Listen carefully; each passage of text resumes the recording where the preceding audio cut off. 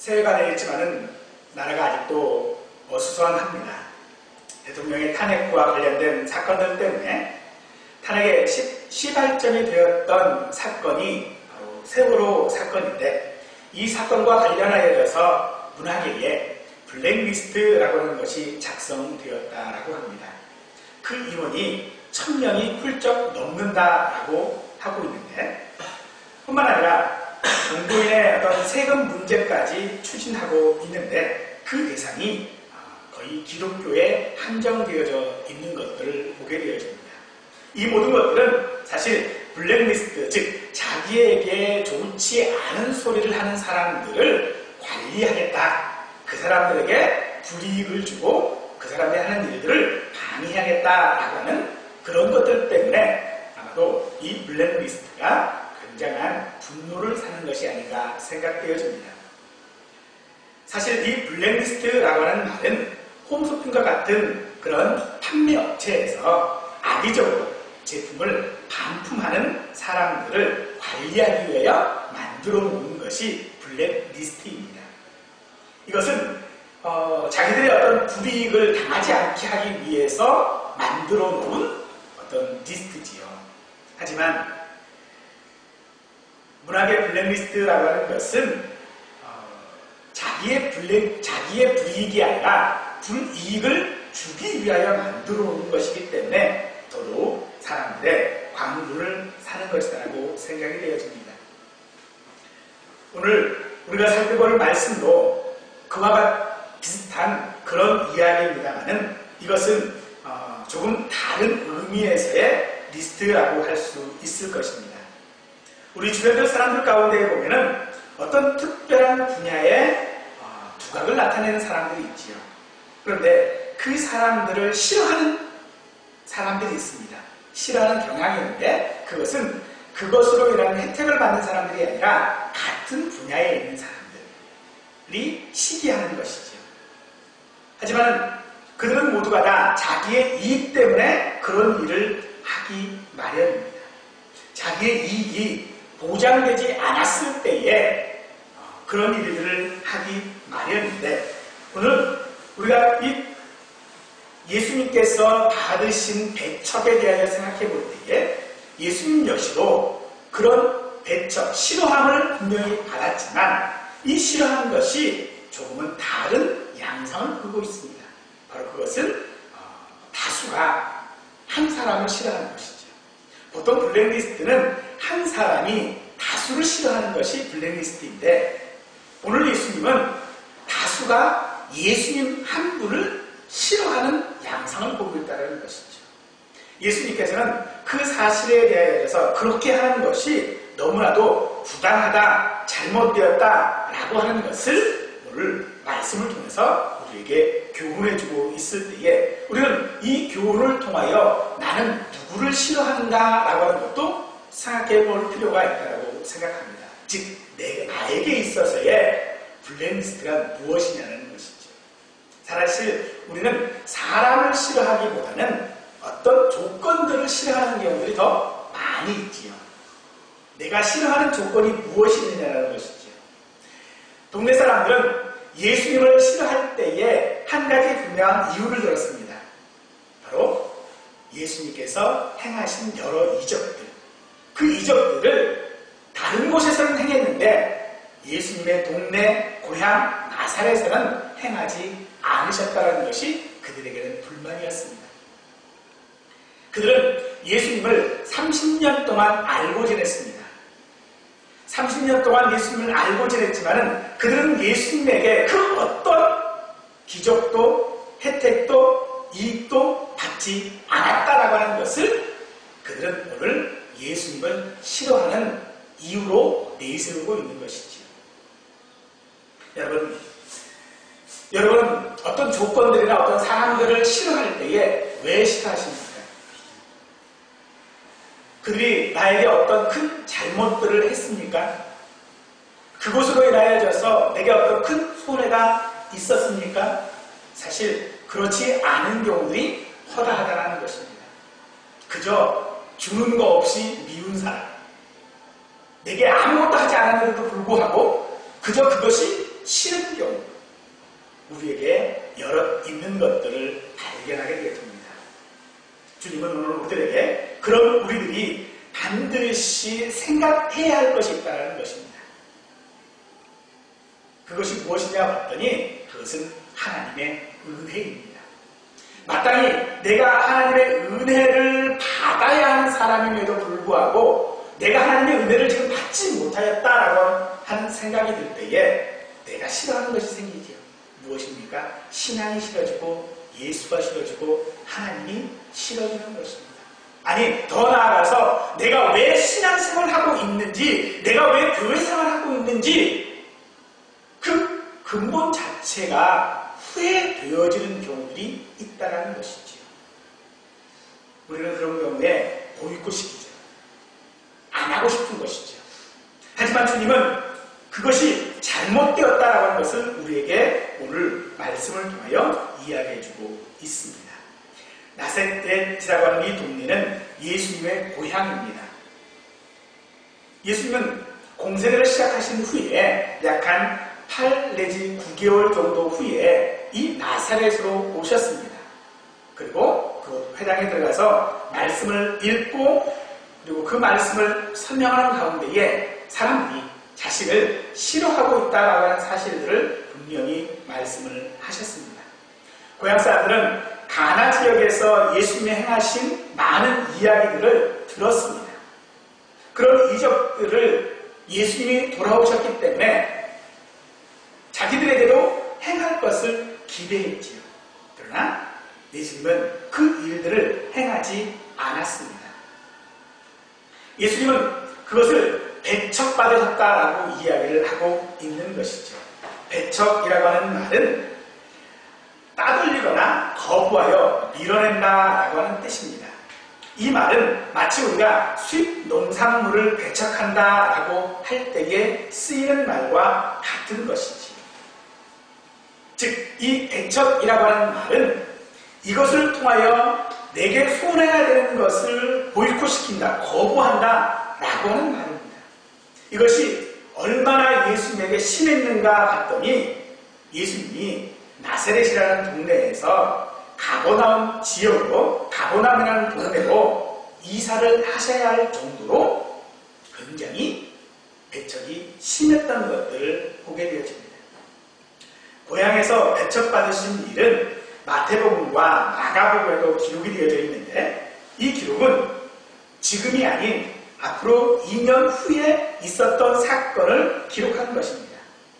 그런데 오늘 본문의 사건과는 다른 사건으로 우리가 볼 수 있는데 그 기록을 보면 오히려 더 심해졌다라고 하는 것을 우리가 알 수 있는데 마가복음 6장 3절에 보니까 이 사람이 마리아의 아들 옥수가 아니냐라고 이야기를 하고 있습니다. 보통 이스라엘 사람들의 정서상으로 누구의 아들이다라고 말을 할 때는 어머니의 이름을 대지 않습니다. 아버지가 비록 죽었다 할지라도 아버지의 이름을 거론하는 것이 정통인데 그것이 보통인데 오늘은 예수님에 대하여 말할 때에 마리아의 아들이라고 이야기하고 있다는 것이죠. 이것은 분명하게 아주 심하게 모욕하고자 하는 의도가 분명히 있는 것들을 우리가 알 수 있습니다.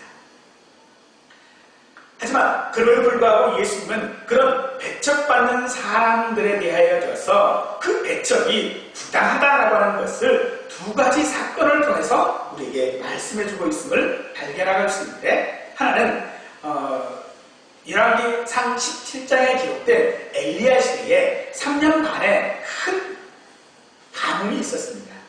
많은 사람들이 이 가뭄을 통하여서 어려움을 당하고 있을 때에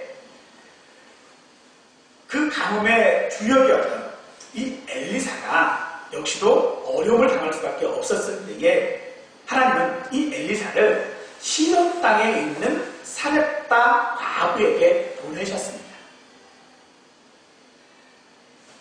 이곳은 이스라엘 땅이 아니고 이방 땅입니다. 이스라엘 지역이 아닌 다른 지역 과부에게 보내셨고 그리고 우리가 잘 아는 것처럼 그 과부가 자기 아들과 함께 마지막 먹을 거리를 먹고 죽고자 했을 때에 엘리사를 보내셔서 그 밀가루와 그리고 기름이 마르지 않도록 만드셨던 것들을 우리가 기억합니다.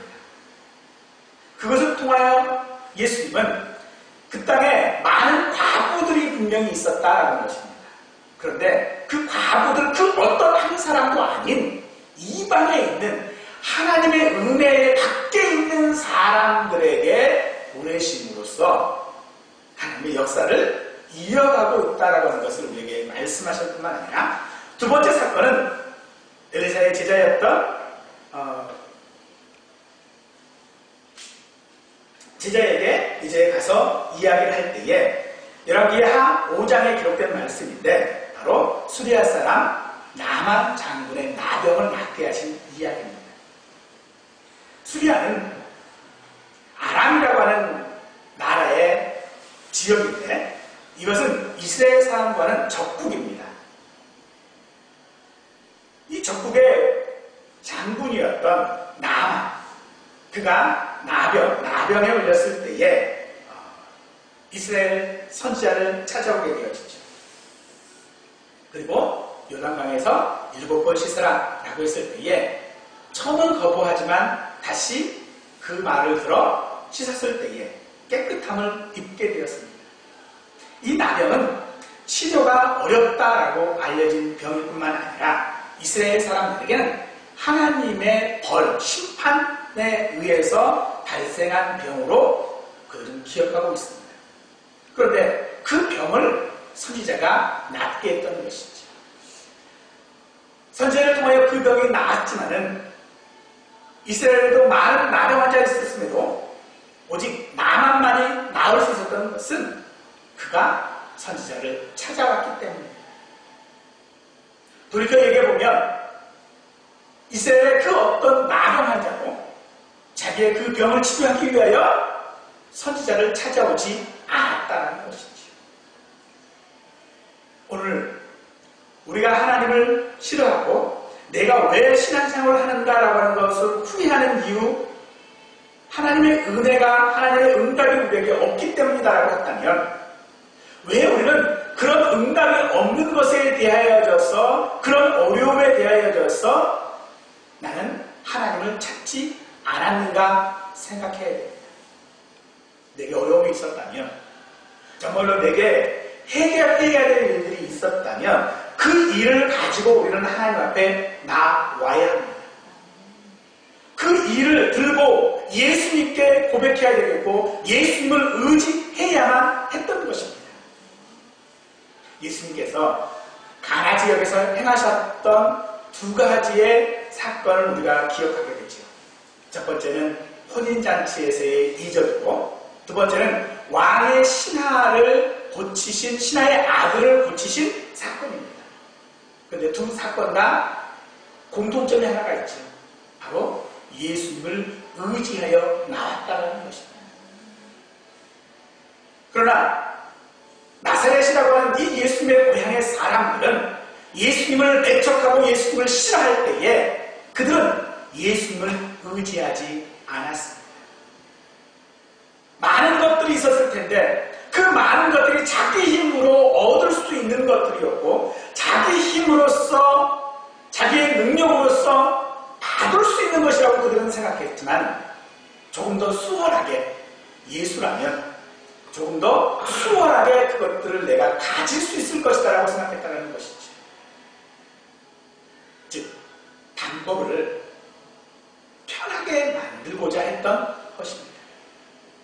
우리가 왜 신앙이 어려워집니까? 신앙생활을 쉽게 하려고 하기 때문에 그렇습니다. 내게 어려운 문제가 있었을 때에 하나님 앞에 기도하면 응답을 주신다고 그러더라. 그러니까 내가 내 노력으로 얻는 것보다는 내가 기도해서 얻으면 쉬우니까 그 방법을 선택했는데 그 방법으로 응답이 없자 우리는 왜 내게 이럽니까? 라고 이야기하는 것이죠. 한간에 돈은 풍자처럼 내가 이러려고 신앙생활 하나 라고 하는 자괴감이 들기 마련인 것입니다. 하지만 오늘 주님은 오늘 우리들에게 이 두 가지의 사건을 말하실 때에 공통적인 것들이 또 하나가 발견이 되어지죠. 바로 그 두 사람 다 이방인이었다는 것입니다. 당시는 이스라엘 사람들, 유대인 그러면 하나님의 은혜를 받은 하나님께서 선택하신 선민이라고 하는 사상이 그들 가운데 있었습니다. 그런데 그 하나님의 선민이었던 그들에게 하나님의 은혜가 임한 것이 아니라 하나님의 버린 자들, 하나님께서 선택하지 않았다라고 믿었던 이방인들에게 하나님의 은혜가 임하였다는 것입니다. 왜 그럴 수 있었습니까? 그 모두가 다 하나님을 의지했기 때문에 그렇습니다. 하나님을 의지한 그들이 있었기에 그들은 하나님의 은혜가 자기에게 임하지 않았음에도 불구하고 그 은혜가 자기에게 임하도록 만들 수 있는 기회를 얻게 된 것이죠. 당시 이스라엘은 로마의 지배를 받는 나라였습니다. 로마에서는 자기들이 그 나라를 잘 지배하기 위해서 세 구역으로 나라를 나누었는데 갈릴리 지역, 유대 지역, 사마리아 지역으로 나누었습니다. 이 지역들은 지역적 특징들이 있었는데 사마리아의 지역은 혼혈 민족으로 구성되어져 있었고 유대는 전통적인 신앙의 선민 사상이 주를 이루고 있는 사람들이 많은 지역이었었고 갈릴리는 이방과 인접 지역으로서 이방 사람들과 비슷한 문화를 가지고 있었습니다. 그래서 마태복음 4장 15절에서는 이곳을 이방의 갈릴리라고 이야기하고 있는 것들을 우리가 볼 수 있습니다. 이방의 갈릴리라고 이야기를 하고 있는데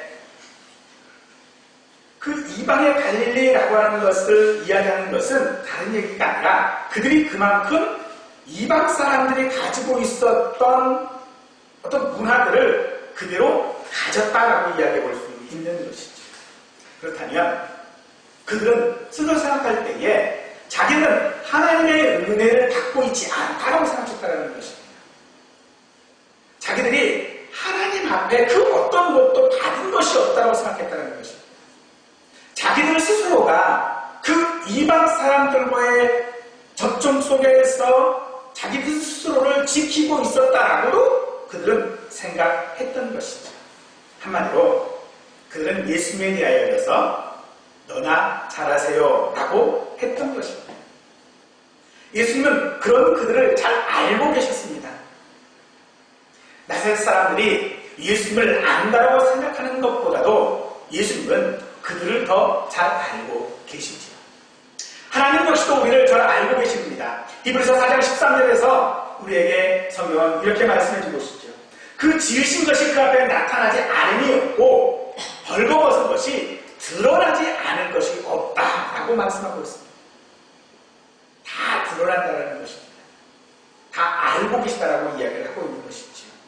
마태복음 10장 30절에서는 그래서 우리에게 그 머리털까지 다 세신 바 되었다라고 말씀하고 있습니다. 요한복음 1장 47절에서는 나다넬에 대하여서 예수님은 그의 생각까지 이미 알고 계셨음을 기록하고 있지요. 이렇게 예수님은 우리를 알고 계시는 분이십니다. 우리가 어떤 의도를 가지고 어떤 생각을 가지고 하나님 앞에 나왔는지를 분명히 알고 계시는 분이라는 것입니다. 그 이야기는 내가 왜 예수를 믿으려고 했는지 알고 계신다는 것이죠.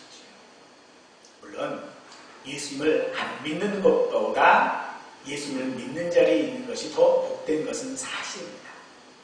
그러나 그 예수님 앞에 우리가 나올 때에 오늘 우리의 자세가 하나가 있는데 그것이 무엇입니까? 하나님 앞에 내 진심을 드러내는 것입니다. 과장하고 포장하는 것이 아니라 정말로 하나님 나에게는 이것이 지금 반드시 필요합니다라고 내달려야 된다는 것입니다. 그들은 그렇게 하지 않으시오. 반대로 이렇게 해주시면 제가 이렇게 하겠습니다. 조건을 잡고 다른 신앙을 가지려고 한다는 것입니다. 그러나 주님이 우리에게 원하시는 것은 조건이 아닙니다. 무조건 하나님을 의지하는 것입니다. 예수님을 의지하는 것입니다. 예수 옆에 나오는 것입니다. 예수님은 우리에게 말씀하셨습니다. 내 모습 그대로, 있는 모습 그대로를 나오기를 우리에게 원하고 계시다는 것입니다. 내 속에 욕심 가운데에 예수님 앞에 나와도 상관없습니다. 나의 이기심 가운데에 신앙생활을 해도 상관없습니다. 그러나 그것을 포장하지 마십시오. 그 모습 그대로를 주님 앞에 가지고 나오는 것이 우리에게 더 중요하다라고 하는 사실들을 주님은 오늘 우리에게 말씀해주고 있는 것이지요. 주님은 갈릴리 사람들이, 갈릴리의 이 나사렛 고향 사람들이 자기를 싫어할 것을 이미 알고 계셨습니다. 그럼에도 불구하고 예수님은 그들에게 찾아갔습니다. 그리고 그들의 그 잘못된 것들을 지적하시면서 선지자가 고향에서는 시험을 받는다, 환영을 받지 못한다 라고 하는 말씀을 하셨습니다. 그것은 바로 신자들의 사명 때문에 그렇습니다. 신자들의 사명은 불신앙을 지적하고 잘못된 것들을 지적해서 아프게 하는 것입니다. 단순히 아프게 하는 것이 아니라 하나님 앞에 그들을 돌아오게 하는 것이 그들의 사명입니다. 하나님은 주님 앞에 우리를 부르실 때에 한 번도 우리를 품어주시지 않습니다.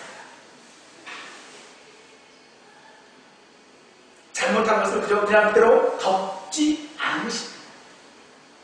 그 잘못한 것은 그대로 다 좀 험한 말로 까발려버립니다. 그리고 그것을 치료하신 후에 안으십니다. 하지만 우리는 그게 싫거든요. 내 치부가 드러나고 내 그 욕심이 드러나고 나의 그 더러운 모습이 드러나는 것이 싫습니다. 그래서 우리는 주님 앞에 늘 감추어 주기를 기도하죠. 그럼에도 불구하고 주님은 그것을 들으시지 않습니다. 지적하시고 도려내시고 아프게 하셔서 그것을 치유하고 있는 것들을 우리가 보게 되어지는 것이죠. 그렇기 때문에 이 이스라엘은 하나님 앞에 올바로 나가지를 못했습니다. 그들에게는 한 가지 생각이 있었죠. 내가 선민인데, 내가 믿는 사람인데, 내가 하나님의 자녀인데 왜 하나님이 내게 이렇게 해? 라고 하는 생각을 하게 되죠. 그들에게는 하나님을 경외하거나 순종하는 것이 없었습니다. 하지만 처음부터 그들이 그랬던 것은 아닙니다. 신명기 5장에 보면 모세가 십계명을 백성들에게 선포할 때의 이야기입니다. 그들이 하나님 앞에 섰을 때에 하나님께서 우레와 번개 가운데에 임하셨던 것들을 그들이 경험했습니다. 그리고 그들은 모세에게 그렇게 이야기합니다. 우리가 도저히 우리의 죄 때문에, 우리의 이 연약함들 때문에, 우리의 이 진실하지 못한 것들 때문에 거룩하신 하나님 앞에 우리가 나갈 수 없으니, 만약 우리가 그런 거룩하신 하나님 앞에 우리가 나갔다면 우리는 반드시 우리의 죄 때문에 죽을 것 같으니 우리가 아니라 당신이 우리를 대신하여 먼저 나가십시오. 그리고 당신이 하나님 앞에 말을 듣고 명령을 듣고 그것을 우리에게 그대로 전해주면 우리가 그 말씀에 순종하겠습니다 라고 모세에게 이야기합니다. 하나님께서는 그것을 굉장히 좋게 여기셨습니다. 그래서 그들에게 이렇게 약속을 하십니다. 그들이 항상 같이 마음을 품어 나를 경외하며 내 모든 명령을 지켜서 그들과 그 자손이 영원히 복받기를 원한다. 정말로 그렇게 네가 한다면 너희 뿐만 아니라 너희 자손들까지도 복을 받을 것이다 라고 이야기를 하고 있습니다. 그런데 이스라엘은 그 앞에 것은 다 잊어버리고 뒤에 것만 기억합니다. 복 받을 것이다라는 거죠. 그것만 기억합니다.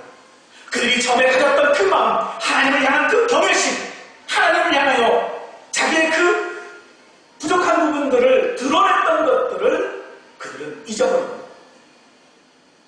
왜 복을 주시지 않느냐라고, 왜 내가 믿는 사람인데 내 이 어려운 문제를 해결해 주시지 않느냐고, 왜 나의 이 연약한 육체를 완전하게 해주지 않느냐라고 그들은 하나님 앞에 하나님을 싫어한다고 노골적으로 말하고 있는 것입니다.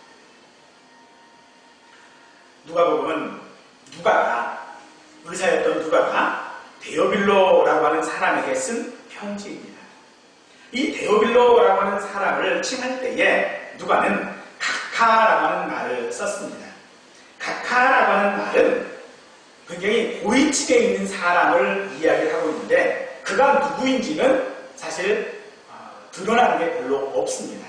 그런데 가장 유력한 것이 바로 도미디 아우누스 황제의 사촌이었던 플라비우스 클레멘스라고 하는 사람이었다라고 이야기를 합니다. 근데 이 사람은 예수 믿는 것들 때문에 사형을 받았다라고 해요.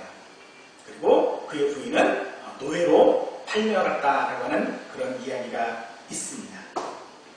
근데 그것이 사실인지 사실이 아닌지는 잘 모릅니다만 누가는 이 데오빌로에게 이야기를 합니다. 무슨 이야기를 했을까요?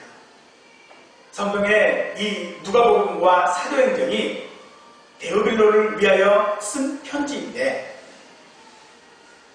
누가는 이 데오빌로에게 무엇을 말하고 싶었을까요? 이 사람은 황제의 사촌입니다. 그렇다면 오늘날로 얘기하자면 말 그대로 금수저죠. 모든 것을 가질 수 있는 사람이고 모든 것을 할 수 있는 사람이고 그 어떤 것도 자기 앞에 방해거리가 없는 그런 사람입니다. 근데 그런 사람에게 누가는 지금 무엇이라고 말하고 있냐면 예수님이 없으면 당신은 아무것도 아닙니다 라고 하는 이야기를 지금 하고 있는 것입니다. 당신이 지금 당신 스스로 만들어 놓은 그 어떤 것들도 아무 소용이 없다라고 이야기를 지금 하고 있는 것입니다. 저희 교회 주보를 보면 건뉴스 카드 뉴스에 보면 이런 말이 있죠. 100 빼기 1은 0. 이 말은 100% 성공한 인생이라도 하나님이 빠지면 아무것도 아닙니다 라고 하는 말입니다. 바로 누가는 이 이야기를 데오빌로에게 하고 싶었던 것이고 오늘 예수님은 자기를 배척하는 사람들을 향하여져서 내가 없으면 너희는 아무것도 아니다라고 하는 것을 말하고 싶은 것입니다. 아니 지금 너희 가운데 있다면 나로 인하여 너희는 100% 성공한 사람이다라고 하는 것을 말씀하고 있는 것입니다. 내게 정말로 아무것도 없어도 주님만이 내게 계시면 나는 성공한 사람이다라고 하는 것을 우리에게 말씀해주고 있는 것입니다. 이것을 오늘 우리는 분명히 알아야만 합니다. 우리가 예수님 앞에 나왔을 때에 은혜 받았고 물질의 복을 받고 하는 모든 것들이 그것이 없다 할지라도 내가 믿는 것이 잘하는 것이라는 겁니다. 어떻게 그렇게 할 수 있습니까? 내게 아무것도 없는데 기도하는 것이 응답되어지는 것도 없고 내 아픈 육체가 치료받는 것도 없고 내 자녀가 잘된 것도 없어요. 오늘 우리 주변에 보면 그런 안타까운 분들이 있는 것들을 보게 되어집니다. 정말로 저 집사님, 저 장로님들을 보면 하나님 앞에 그렇게 헌신을 하는데 사는 걸 보면 정말 그렇습니다. 사업을 하면 하는 족족 망해요. 분명 헌신을 했는데 내가 봤을 때 그렇게 헌신을 하는데도 불구하고 하나님이 그에게 복을 안 주세요. 우리는 그럴 때에 의문을 갖습니다. 도대체 왜 복을 못 받는 거지? 아마도 저 사람에게 어떤 다른 큰 죄가 있는 것은 아닌가? 아니면 저 사람이 지금 무엇인가 잘못된 신앙생활을 하고 있는 것은 아닌가? 더 나아가면 하나님은 안 계시는 것 아닌가? 하는 생각까지 우리는 하게 되어졌어요. 그런데 오늘 예수님은 우리에게 설령 그렇다 할지라도 예수 안에 있는 것, 예수님을 의지하는 것이 더 복된 것이고 그것이 더 은혜다라고 하는 것을 우리에게 말씀해주고 있습니다. 고린도서 3장 12절에서 15절 말씀을 좀 길지만 읽어드리겠습니다. 그러므로 너희는 하나님의 택하사 거룩하고 사랑받는 자처럼 긍휼과 자비와 겸손과 온유와 오래 참음을 못 입고 누가 누구에게 불만이 있거든 서로 용납하여 피차 용서하되 주께서 너희를 용서하신 것 같이 너희도 그리하고 이 모든 것 위에 사랑을 더하라. 이는 온전하게 되는 띵이라. 그리스도의 평강이 너희 마음을 주저하게 하라. 너희는 평강을 위하여 한 몸으로 부르심을 받았나니 너희는 또한 감사하는 자가 되라.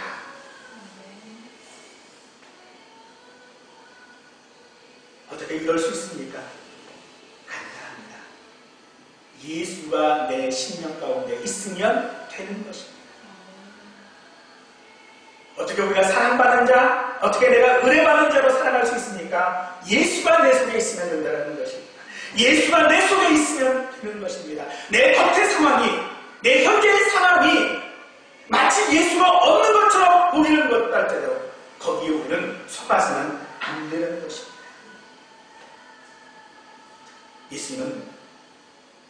예수님을 마음속에 가진 자만이 고린도서 3장 12절에서 15절 말씀처럼 할 수 있습니다. 어떻게 감사하는 자가 될 수 있습니까? 내가 지금 몸이 아파 있는데 어떻게 감사할 수 있습니까? 내 사업이 지금 망했는데 어떻게 감사할 수 있습니까? 내 자녀가 지금 잘못된 길로 가고 있는데 어떻게 감사할 수 있습니까? 예수가 있으면 된다는 것입니다. 예수님이 내 속에 계시면 우리는 그 모든 일들이 가능합니다. 그러면 내가 어느 곳에 있든지 간에 내가 이방에 있든지 이스라엘 가운데 있든지 내가 하나님을 찾아가기에 기근 가운데서도 살 수 있는 은혜가 있을 것이고 하나님의 저주라고 불리는 나병 가운데서도 치료를 받았던 많은 장군처럼 우리도 주님 앞에 나오면 비록 내 기도가 응답되지 않아도 비록 내 몸이 치유되지 않아도 비록 내 비전이 이루어지지 않는다 할지라도 예수가 있으면 우리는 100% 성공한 인생인 것을 기억하고 또 그렇게 살아갈 수 있는 우리 모든 성도들이 되시기를 간절히 축원드립니다.